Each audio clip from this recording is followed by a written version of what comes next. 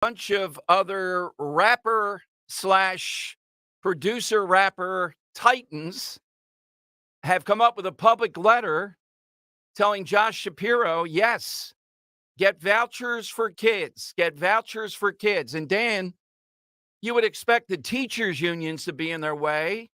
Guess who one of the leading proponents is of blocking poor kids from going to a better school?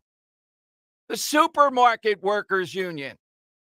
I haven't asked you yet. You were busy with other things, but we got to get Wendell Young on Monday. The guy, it's my sparring partner. He heads up the Union of 1776. That's a fraud. They didn't have anything to do with that. And they are the supermarket workers. They're going on out there to prevent poor kids from having a choice in school. They believe they're saving the great public schools. Oh, my God. Can you imagine making that argument? He can debate that guy, though. Maybe we'll have him on Monday. One old business, then to these new two decisions. Tip of the hat to Dan. Walk and talk yesterday. There weren't a lot of protesters down there at the museum, Moms for Liberty, except this snarling group across the street. And I appreciate those of you that said, are you nuts wearing an American flag on your T-shirt, wading into this? We got a little bit of sound. It's up on the station's social media.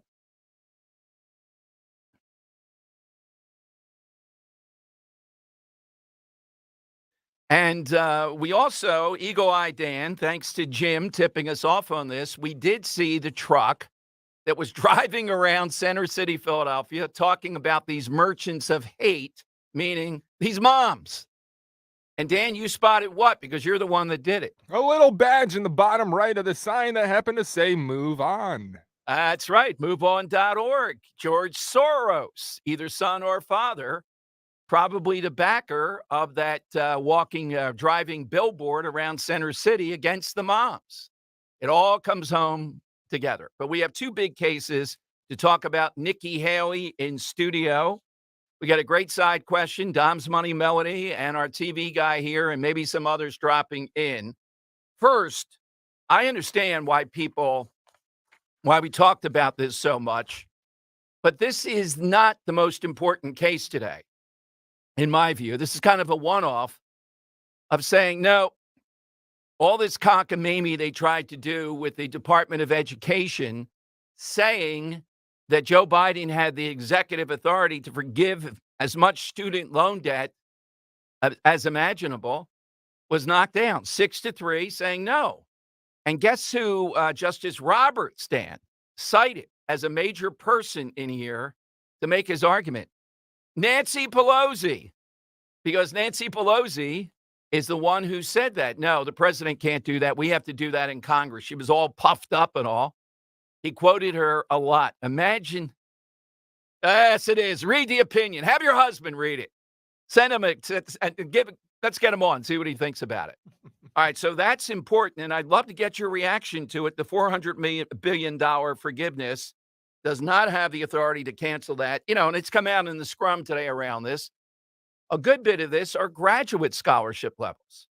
I actually saw a story where the Department of Justice is going to spend $140 million through Pell Grants in order that people that are convicted in prison, maybe for life, get their college degree.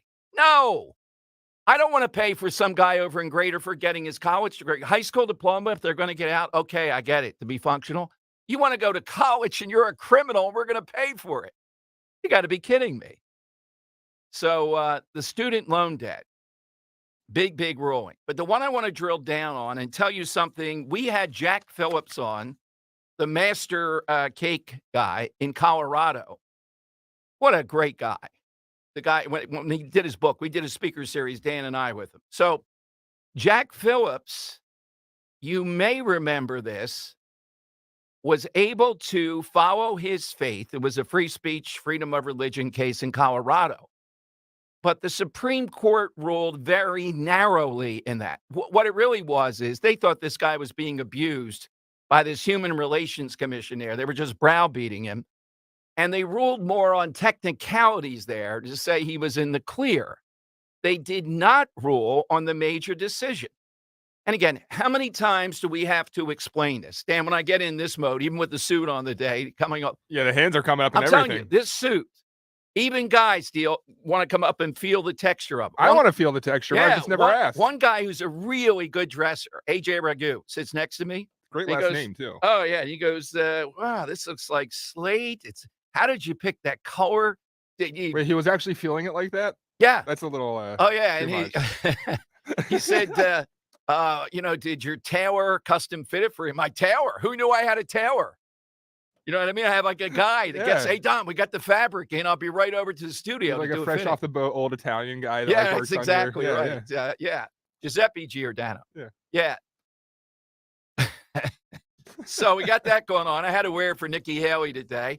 And the shirt, if you're watching, you got to be watching this. I can't button it. I tried to take the button thing, Dan. It's not my neck. Oh, Yeah, it's not. Oh, it's not your neck. My neck is becoming a no neck guy. Yes. Oh, okay. It's not your neck. No, I tried several times. It's the shirt's fault. The button. Ro goes, well, just tie your tie over it. I can't be doing that on Inside Story. Are you crazy?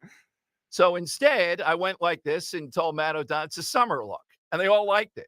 In case you're wondering, I have not noticed any recent weight gain or anything, so I would blame the shirt confidently as well. Well, they put another button on. Did yeah, they? I do really have to. With these shirts, they're only a 15 and a half, I think. I really have to suck in the breath to get it on. Once it's on, it's fine, but I was afraid it would You're pop. Proudly a neck guy. Yes. Yeah. So I'm a no-neck guy. No, yes. you have a neck guy. Yes. Well, but you call him a no-neck guy. So what's the neck size before they become a no-neck guy?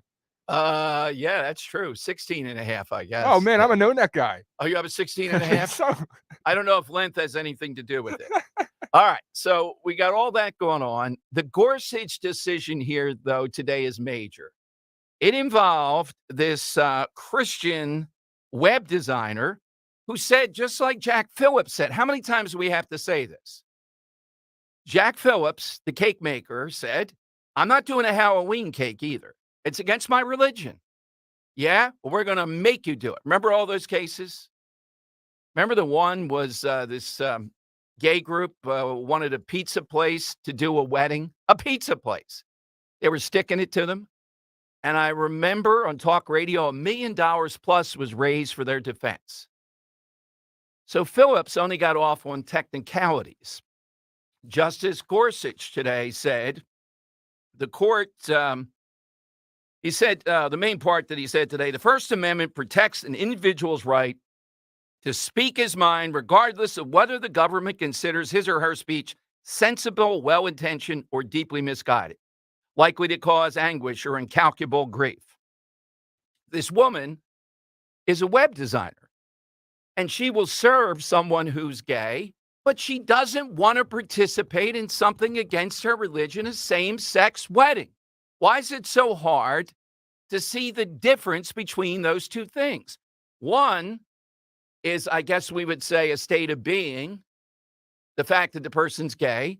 The other is being asked to participate in an action that they're taking that is found to be, and reasonably found to be, anathema to a Christian, to their religion. It's very similar to Jack Phillips and the Halloween case. So Gorsuch went on to say, this is a classic here. He said the government could require an unwilling Muslim movie director to make a film with a Zionist message, or an atheist muralist to accept a commission celebrating evangelical zeal. I said the same thing, Dan, and I never got him in studio. I wish you had been there then. I got this guy who was a Nazi. It's a famous case. Got him on almost exclusively. He went into which supermarket? He went into a supermarket. It wasn't a Pathmark. It wasn't a Giant. It'll come to me. Wasn't it ShopRite? It might have been a ShopRite. And he told them, I want you to do a happy birthday Adolf Hitler cake, because that's what he had named his kid. And they said, we're not doing your Adolf Hitler cake, as they rightfully should be able to say.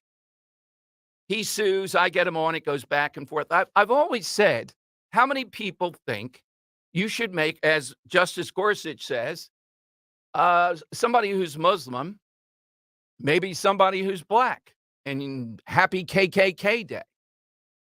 This is very similar to what's going on here. Why are these gay groups targeting people? Because they're trying to shove it down their throat here, so to speak, rather than go to a million other people out there where they can get this done. The test to me is this. If these people won't serve someone who is gay, okay, or if they wouldn't serve someone who's black, I mean, that's outside the law. That's clear. This involves an action, a clear action that is not protected. This is a classic. This is a big case. It's bigger than the student loan debt because it imagines now that this is about both freedom of religion and freedom of speech. Gorsuch, brilliant opinion. He says, in regard to the Justice Sotomayor, of course, says this is the end of the world. We're going to see massive discrimination. Just think of these three decisions now, back to back to back, three biggies. So the question is this: how are you feeling about this today? These were not just Trump judges, and Roberts wrote two of the decisions. Are you feeling better about things, a bit better about things? Or are you still dwelling on any number of battles still to be fought? You got to celebrate some wins here, too. So 855-839-1210, that's how you get in. I'll give you the side question at the end of your call. Meek Mill now pushing the scholarship thing. And as I said, can you imagine the guy come on, Wendell, if you're listening, you can get in on the spur of the moment. I'd rather wait till Monday to, get all the sides ready. The supermarket workers union, along with these other labor unions. Again, how do you let these people represent you? Do supermarket workers really want poor black and brown kids not to have a choice? Yeah, we want to keep them in the public schools. The public schools are going to collapse. Guess what? If the Philadelphia public schools collapse tomorrow, I'd be happy because they already have collapsed. Not only are they falling down, look at the results or non-results that they have. What is the Philadelphia public schools, Dan, reaction to the affirmative action decision yesterday? They want to get rid of standardized testing as any part into getting into the magnet, the special schools. Can you imagine? The world is saying, we want to go with merit. That's against Asian students that are still in the system. They're the ones that are populating these special admission better schools. What should we do? Let's not have any tests. Let's make it all just we pick them. That way the world will be fair. That's their reaction. All right, side question. Today Can I just say there's so much positive that's gonna come with some kind of school choice? Oh, yeah. Like you just think about it. Like the black community is gonna be so benefited by this because if you have a bad school in your neighborhood, maybe you can pick another one. Schools are gonna have to compete with one another to retain students, I would think, which would encourage them to do better. I think it's a really, really smart thing to do, and I just don't know why Democrats, the left, refuse to embrace it. They refuse to embrace it because they want to keep the public schools, who are their best foot soldiers, fundraisers, et cetera. They want to keep it going. That's why. Absolutely. So who is it that's really looking out for poor kids, black, brown, white, or whatever they might be? All it is choice. And guess what? Josh Shapiro, Dan, but even bigger than Josh Shapiro, Mr. Meek Mill is on that side. Mr. Meek Mill. You think he'll do a song on this? What is it? Visions and Nightmares or something? Dreams and Nightmares. Dreams and Nightmares. All right. Yeah. Well, Dreams would be the only one that I know too. The charter school, and the Nightmares would be the public schools. I cannot give the audience a sampling of Meek's music. Oh, okay. Yeah. All right. So it's 855-839-1210. A lot of explicit. Yes. Let me give you the side question though. Meek Mill. Did you ever think I'd be honoring Meek Mill?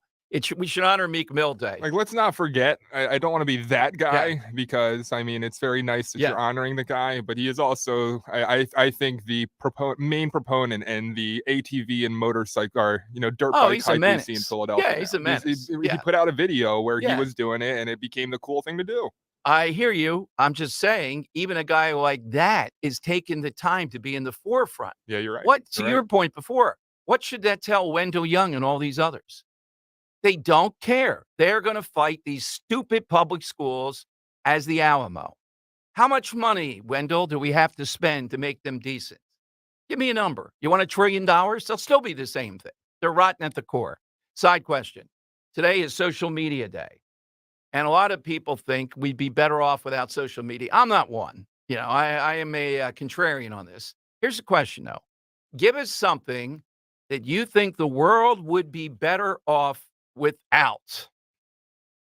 Uh-oh. I let Dan take the first shot here. Dan?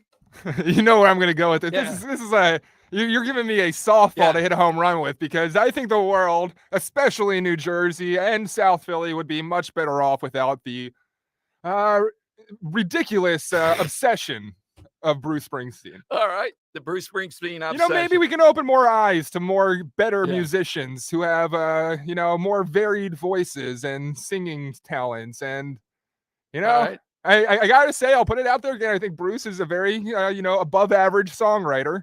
But that's about it. That's about it I'll give him. So I think Philadelphia and South Jerseyans are really disservicing themselves with their obsession in Bruce Springsteen and not looking at the other artists of the era who are just as good or if not better.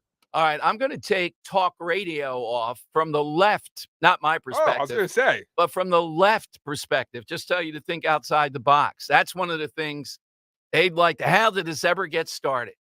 How did Dom Giordano ever get in there? They'd like to get rid of that. Imagine the world without talk radio for them. Oh, my God. Probably Fox News Channel, too. We take that one off. All right. So we're looking for something a little outside the box, social media day. I'm coming to your calls, 855-839-1210. Why is it so hard to understand the difference between I'm not going to serve gay people and I don't want to be part of a same-sex wedding? Way to go, Judge Gorsuch. I'll give you more of the opinion throughout the show. 3 big wins for America. And maybe a fourth if vouchers come through, $100 million in the Senate bill. And Josh Shapiro, part of that side, and Meek Mill. So I got Meek Mill on one side. I got Wendell Young and the produce guys on the other side. All right. Imagine in the guacamole aisle, Meek Mill debating the supermarket workers over vouchers. Now that's a Dom Giordano show. All right. Phone lines 855-839-1210.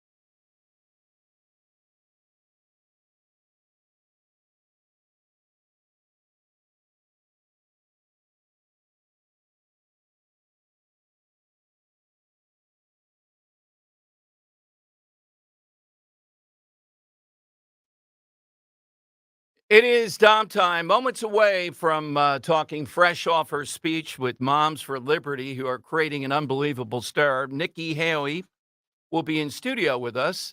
You'll be able to watch on YouTube or listen, and we'll take your comments after. A lot to talk about with her, but three big decisions in a row. And as I said, the student loan thing, I thought almost definitively was going to go this way.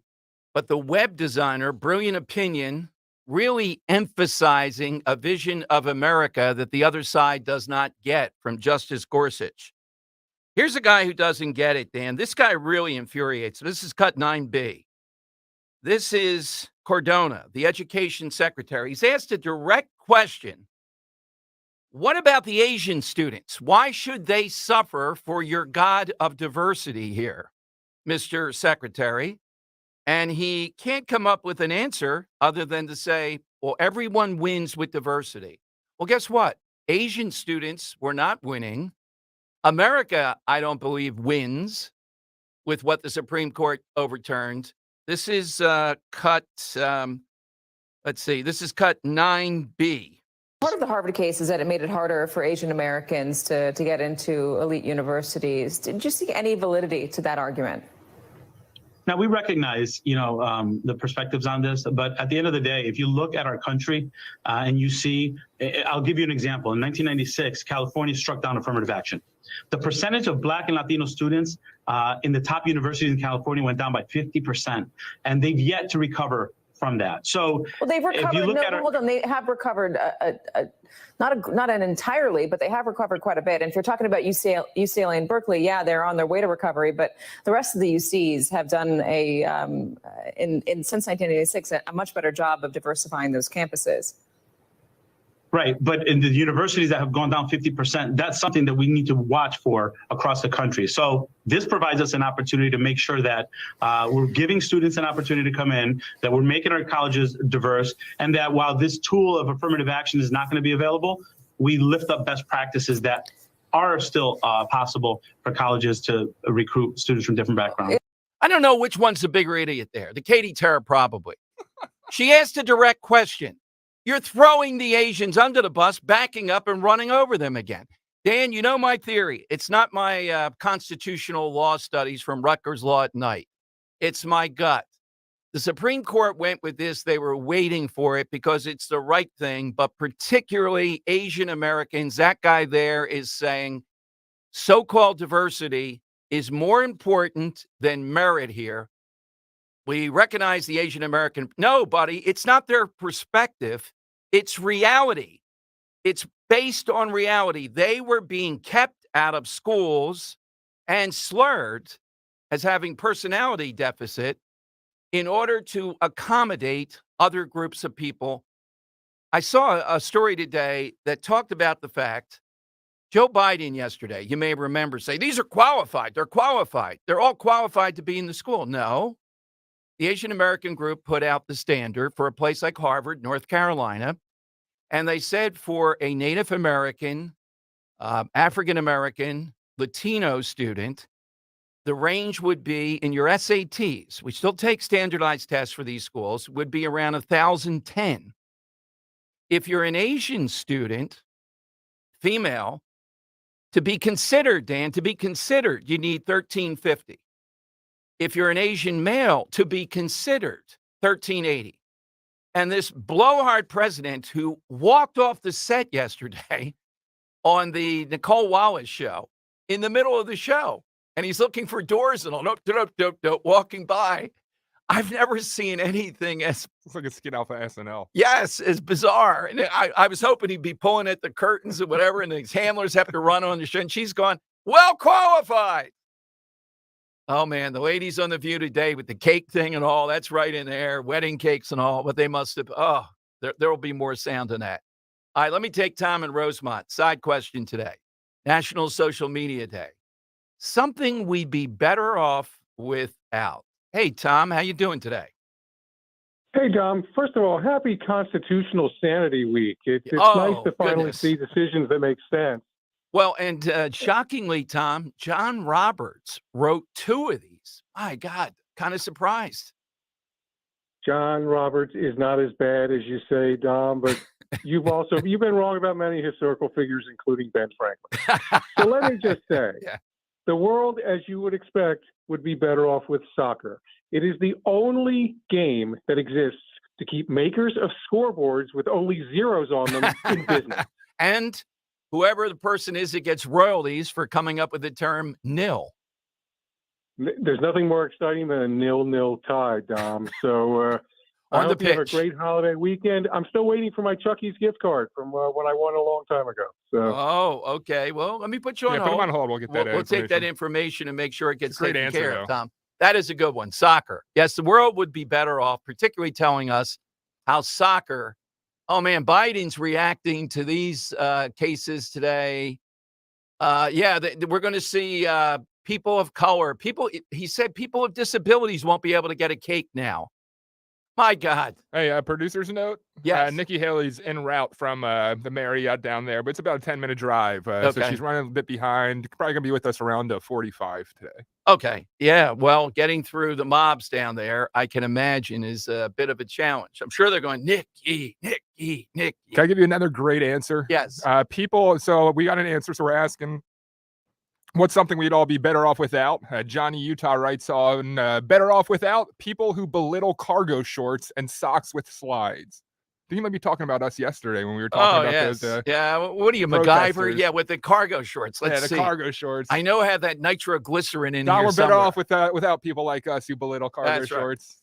Cargo shorts should be allowed. Yeah, Rose sometimes says, "Oh, wouldn't you like some cargo?" No, I don't need any cargo shorts. Why do you I'm need not the pockets? clutch cargo.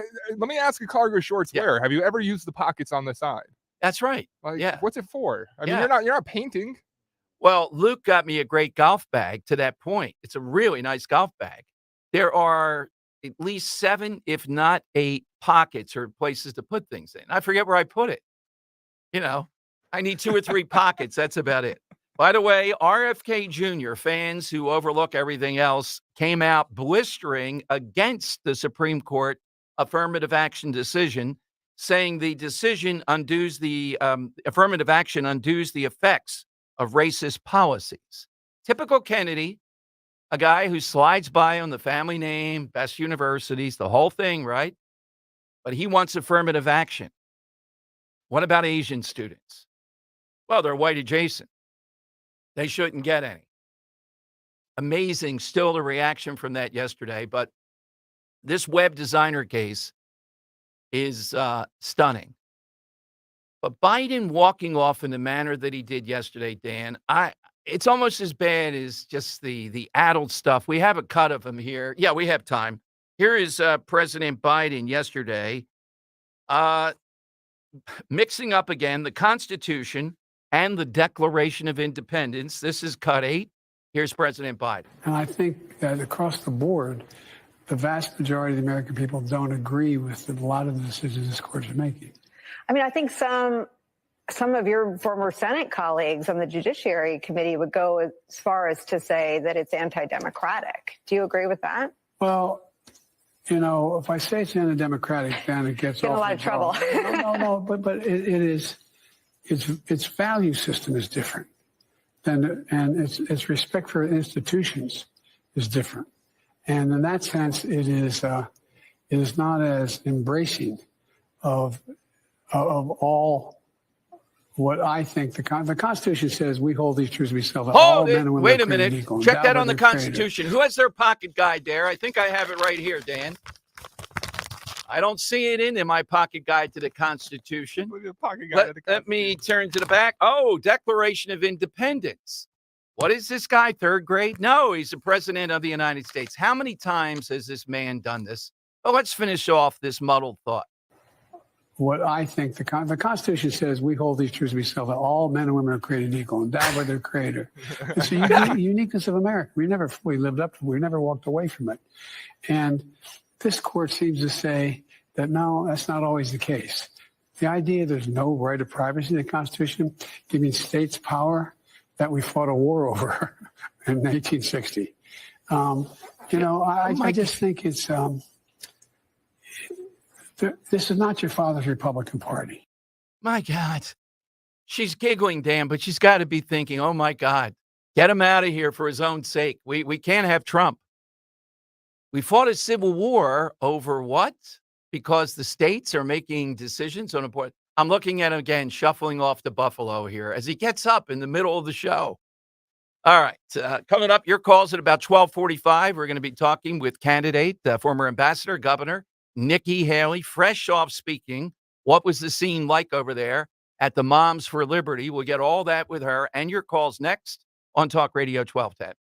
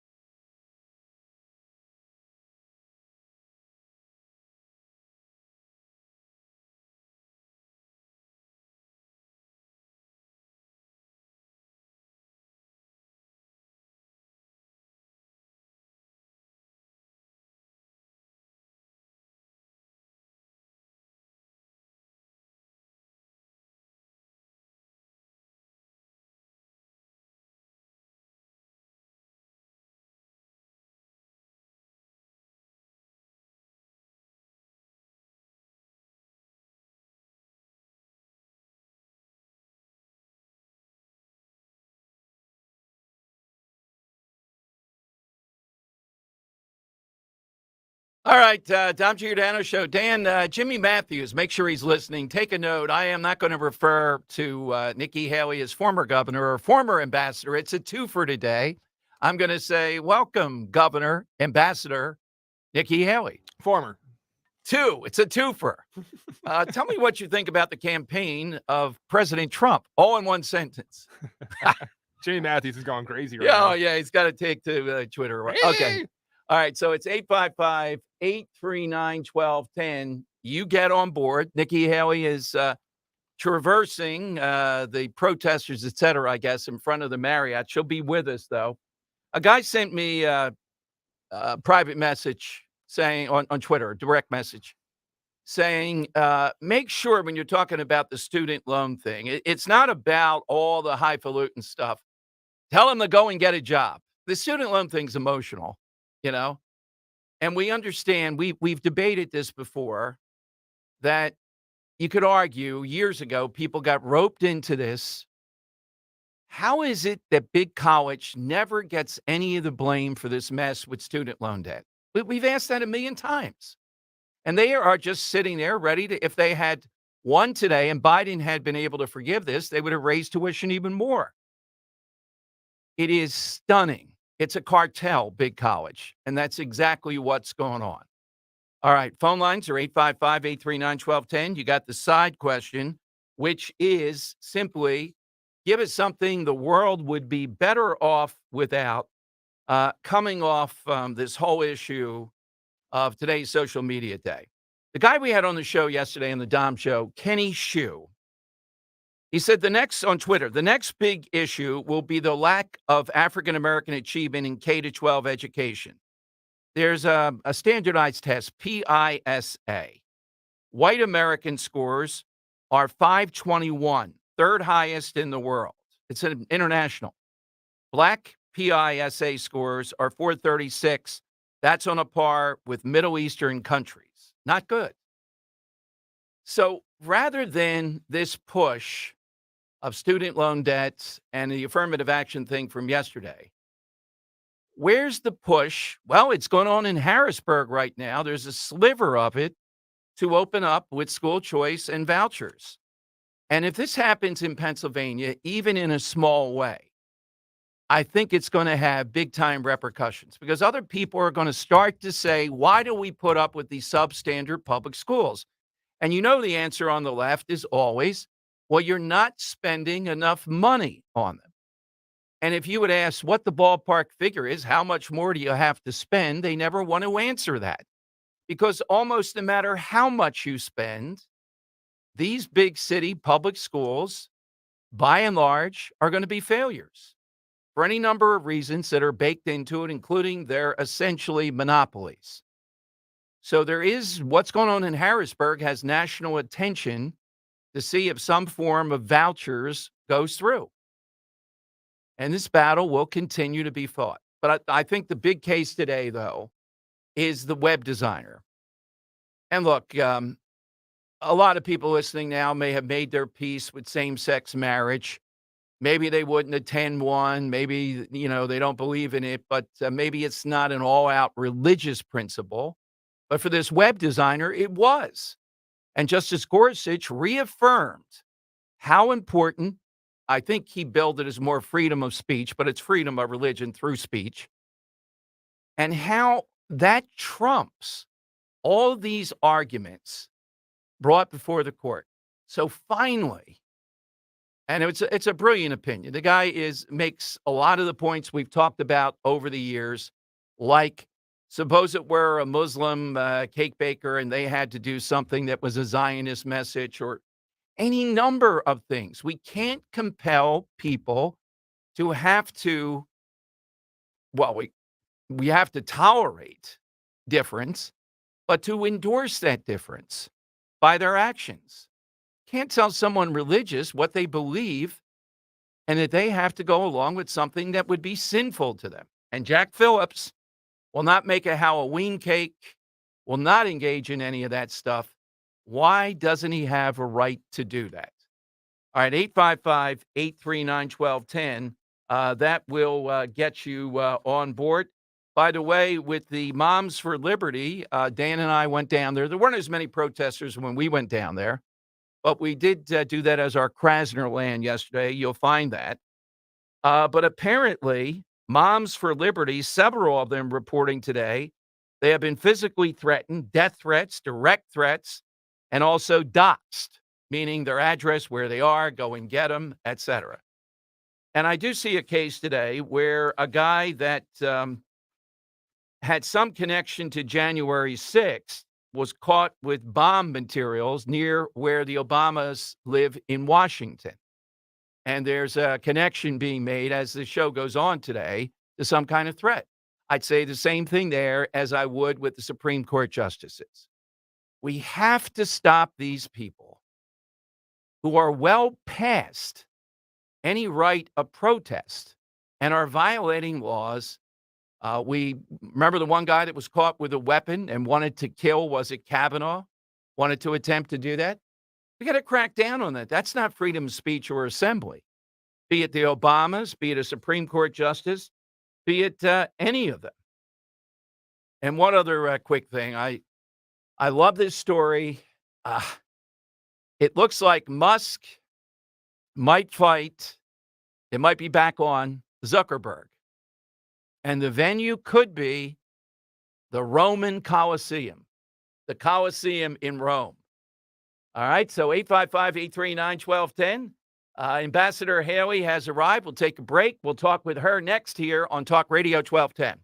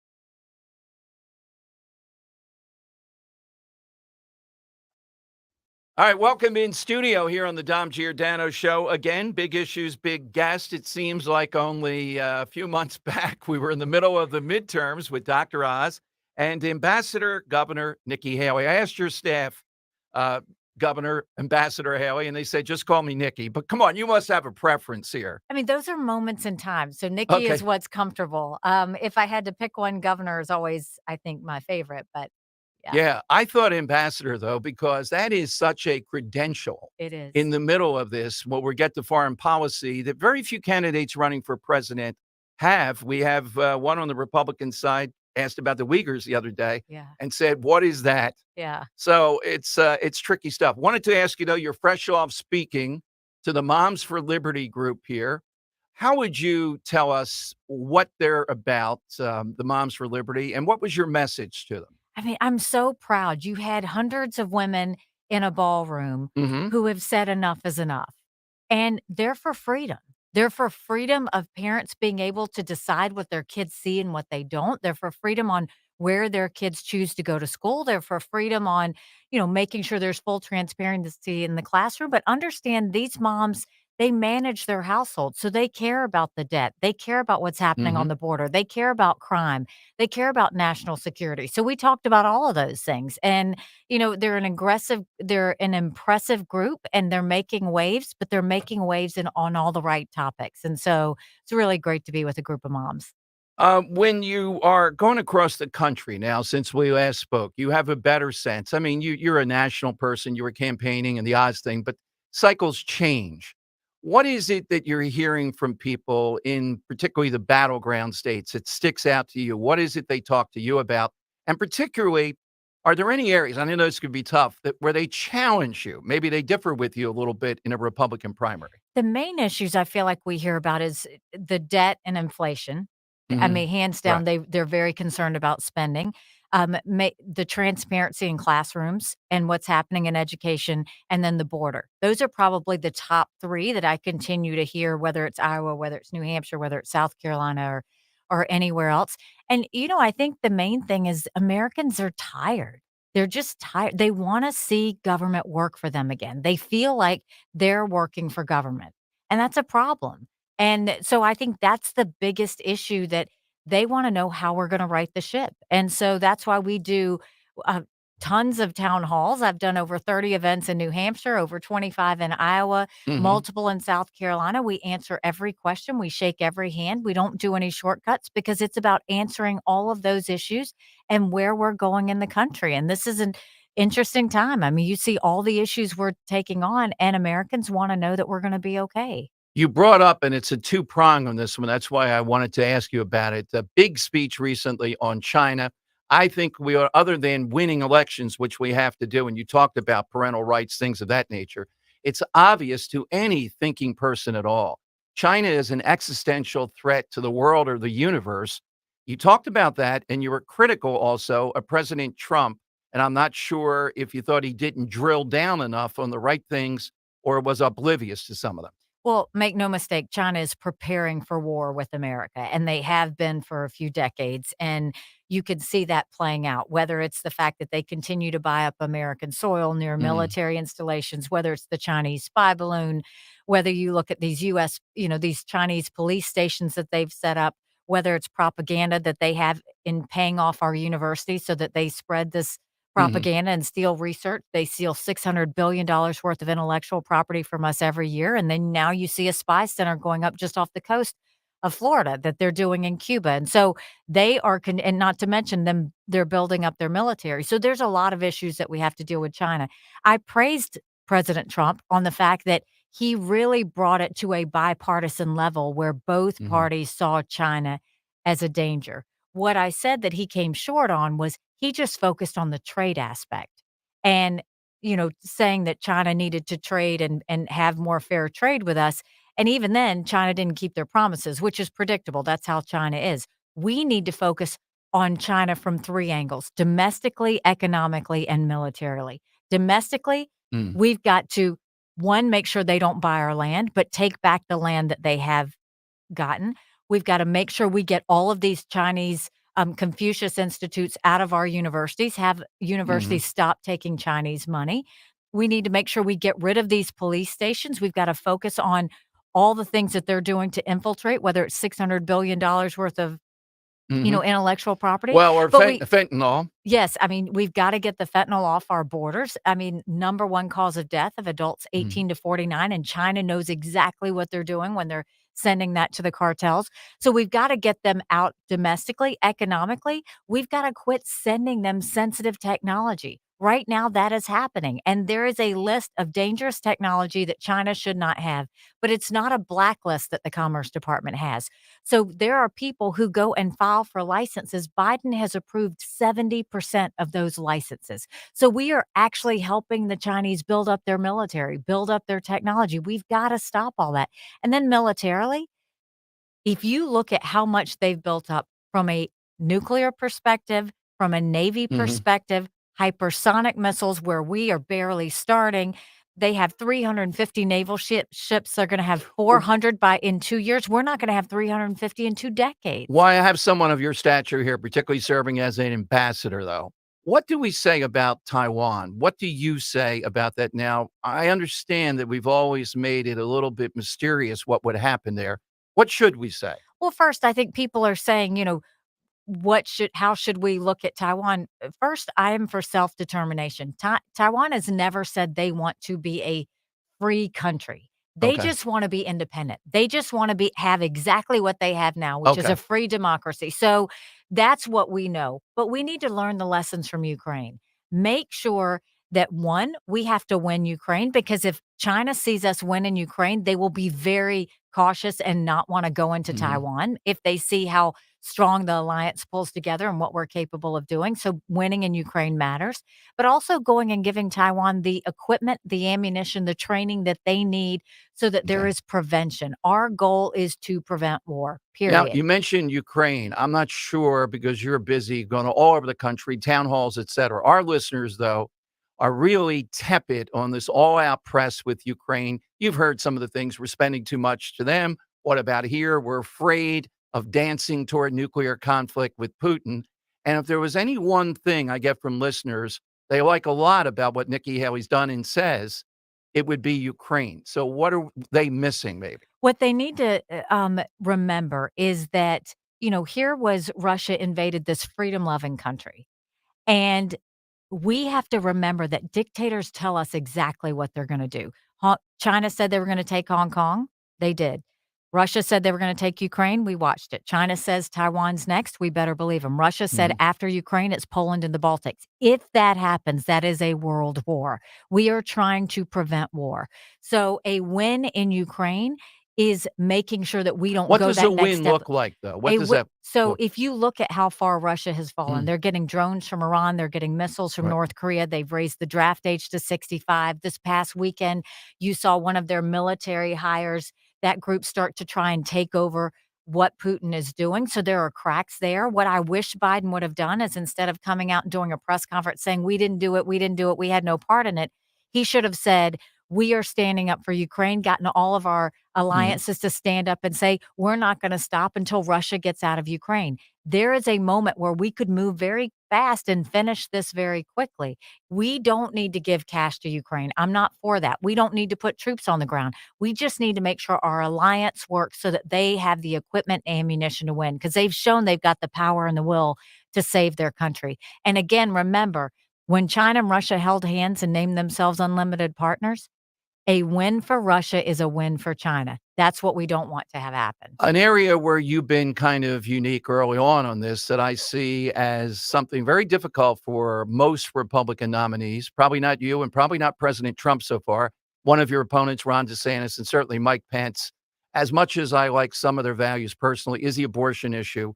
If you go around saying 6-week heartbeat bills, they're going to run on nothing else, Democrats. That's probably what they're going to run on anyhow, because they know it works to drive reluctant voters. What have you articulated and your thoughts now going through this, living it, running for president, Republicans, or at least you can be saying if you were the nominee about it? Well, I put a speech on, I leaned in and gave a speech on it, and it's on nikkihaley.com for anybody that wants to see it. But what I said is we need to humanize the issue and not demonize the issue. This is personal to every woman and man. I am pro life, but I don't judge anyone for being pro-choice. And so if you look at what happened and what caused all of this, it's prior to 1973, you had 46 state laws, and then you had unelected justices come in and say abortion anytime, anywhere, for any reason. Now the Supreme Court has made it right and said this should go back in the hands of the people. That's where it should go. So the states are deciding. Some states are going more pro-life. I appreciate that. Some are going more on the abortion side. I wish that wasn't the case, but the people are deciding. But when it comes to federal law, which is what the debate is, Yes. we need to find consensus. Well, what do you think that is? And I think consensus is we can all agree we don't want late-term abortions. Definition? We can all agree that doctors and nurses who don't believe in abortion shouldn't have to perform them. We can all agree that we should encourage more adoptions, not less, and good quality adoptions. We can all agree that contraception should be available. And we should all agree that none of these state laws should say to a woman who's had an abortion that she's going to go to jail or get the death penalty. Let's start there. Let's start there. But the biggest thing is we need to tell the truth to the American people. In order to pass a federal law, you have to have a majority of the House, 60 Senate votes, and a signature by a president. We haven't had 60 Senate votes in over 100 years. So a Republican president can't ban abortions any more than a Democrat president can ban these state laws. I love all the things you said about that, though. But when pressed, if you were in a national debate or whatever, the Democrats are always going to come back to a timeline here. Would you answer in the same way? In other words, is it 15 weeks? Is it, well, what's your spot where you think there's consensus? The timeline is, where do 60 senators agree? No, I so meant, it's not for me. No, I don't mean that on a federal law. I meant as a policy position, how you see it. Well, I mean, I think states should decide. I think it's as close to the people as it gets, and I think the states should decide. And I think I'd be happy if they did referendums in every state and had everybody vote on it. But I think that, states should decide that, and at least people can use the power of their voice and how they influence it. Do you feel, though, I'm just trying because it's rare to get access to somebody I admire on this issue, what you've tried to do and what you just enunciated. I'm talking politically, strategically, so that we're winning on everything else, the economy, the president, the health, the mental health, et cetera. This is the one thing in midterms. And you were a very, very good campaigner for Dr. Oz. You saw the debate as I did. Fetterman couldn't put his sentence together, but they let him go, the two moderators, and they kept pressing Oz. And he said, the woman, local politicians, and all that. And he's a brilliant guy, but under that kind of pressure, this is what Republicans face. And I'm just trying, I like your answer of all the things we can agree on. But back to, you would just say, let it to the states. Yeah, but the interesting thing is, like, the media always wants to ask, okay, what weeks are you going to fall on? And my thing is, okay, did you ask Kamala and Kamala and Joe Biden whether they're for 37 weeks, 38 weeks, 39 weeks? They haven't. So, let's be realistic. Where can 60 senators come together? We can talk about that. And in terms of states, letting states decide, I'm a states' rights person. I will always believe in that. I think that's what we should do. But we have to understand this is personal for everyone. So let's talk about that. And the reason I know my speech worked and the reason I know that the way I'm dealing with it is working is because, first of all, I was praised by Republicans, but Democrats were good with it too. And what you saw is the Democratic Party loves to put out press releases and they would say she's a MAGA Republican who wants to ban abortions. After I gave that speech, they just said, okay, she's a MAGA Republican. They dropped the banning of abortions. Exactly. And so, for us, we've got to go and talk about it in a way that humanizes it. I'm going to do that. I'm not going to let the media demonize this issue. And the facts are the facts, and they need to be clear with what we can. We have about a minute left. I really respect people in your position, how harried this is, how difficult you pulled off greatly. And that is this. I wanted to give you a chance last time you were here. Your story, your parents making it, where you were, the Supreme Court decision came down yesterday on affirmative action, which essentially Justice Roberts, surprisingly to me, wrote it, said we have to eliminate racism, and there's no clear finish line with progressives of ever getting out of this. But your personal experience plays beautifully into this. It's interesting that progressives continue to demean minorities. And I look at the fact that, in the Harvard lawsuit, they were picking winners and losers. Right. You don't do that, and with voter ID, they are acting like minorities are incapable of going to the DMV to get a photo ID. It's the reason they don't want school choice. They don't think parents can decide where their kids should go to school. My parents raised us. We were the only Indian family in a small rural town, and 2,500 people, 2 stoplights. They didn't raise me to say, oh, you'll never be enough. They raised me to say, if you work hard, there's nothing you can't do. And that little Indian girl became the first female minority governor in history, went on to become UN ambassador, and is now running for president. I am not special or an exception. This country is special and the exception, because only in this country can we do and be anything we want to be if we work hard. And I think all of this talk about affirmative action, everything else, it's racist. Stop picking winners and losers. Let us all play on equal footing and let our kids know that they are capable of everything, that no one's going to hold them down. I think that's why you're such a dangerous candidate to the other side. Well, that's what we're going to keep telling the truth. That's for sure. Thanks, Nikki Haley. Thank you very much for joining us. Enjoy the rest of the day in Philadelphia and parts unknown. Come back again, please, very soon. Go to nikkihaley.com and join us. Thank you very much.